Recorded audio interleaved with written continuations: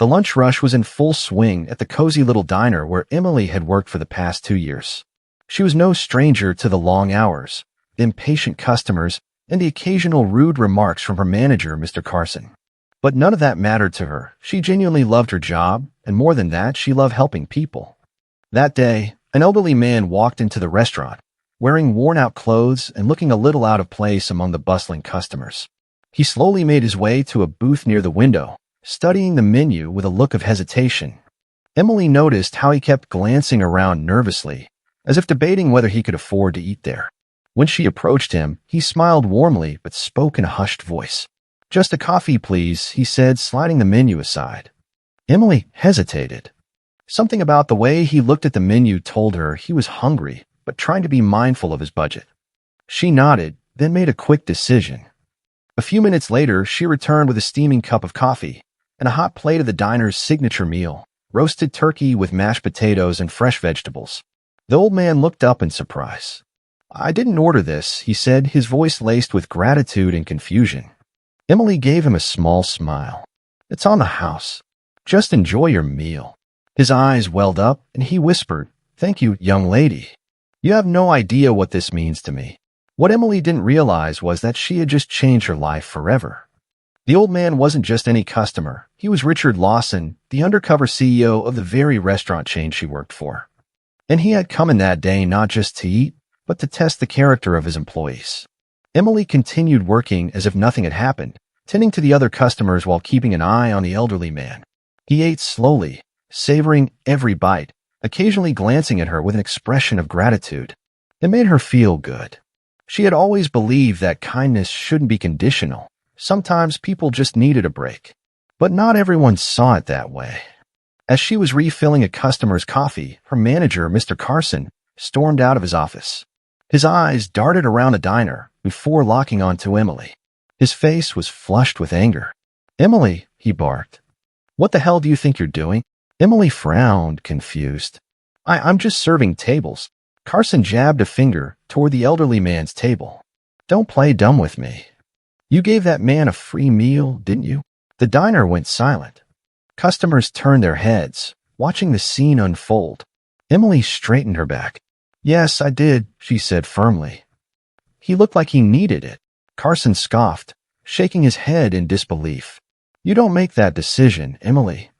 Do you have any idea how much we lose if employees start handing out free meals to anyone who looks hungry?" Emily felt a pang of frustration. "It was one plate of food, Mr. Carson. And honestly, if we can't spare that for someone in need, maybe we should rethink what kind of business we're running." The manager's face darkened. "Enough," he snapped. "I won't tolerate insubordination.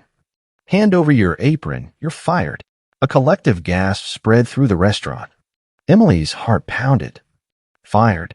Just like that? For helping someone? The elderly man, who had been quietly observing everything, suddenly set his fork down and wiped his mouth with a napkin. Then, to everyone's shock, he stood up and spoke in a firm, commanding tone. "I think that's a mistake, Mr. Carson." Carson turned, annoyed. "Excuse me?" The man reached into his pocket and pulled out a business card, placing it on the table with a quiet finality. "I'm Richard Lawson, CEO of this restaurant chain, and I've been coming here to see what kind of employees we have." Carson's face drained of color. His mouth opened, but no words came out. Emily's eyes widened. She had just been fired for showing kindness to the owner of the entire company. And now things were about to take a dramatic turn.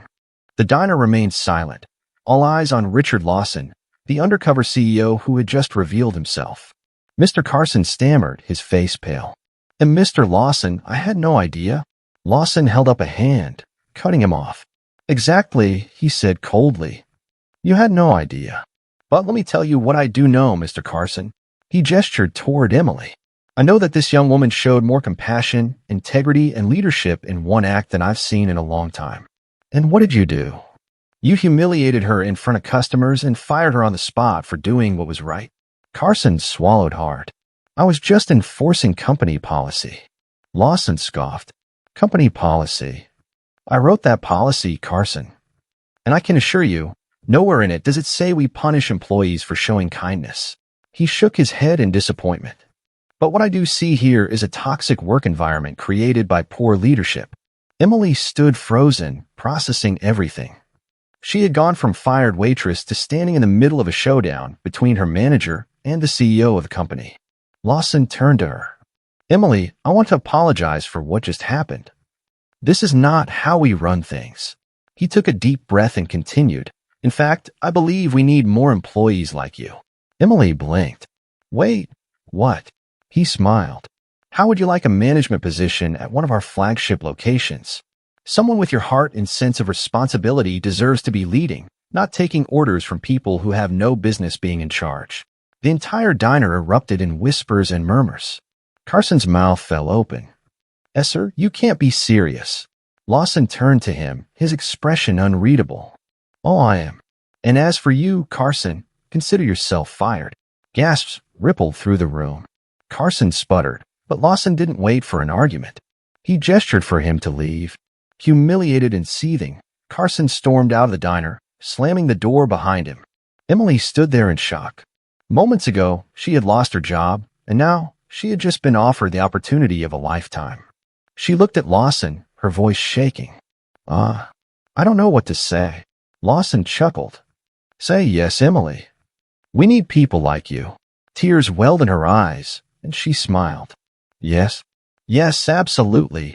The diner erupted into applause, and Emily realized something. Doing the right thing might not always be easy, but sometimes it led to something greater than she ever imagined.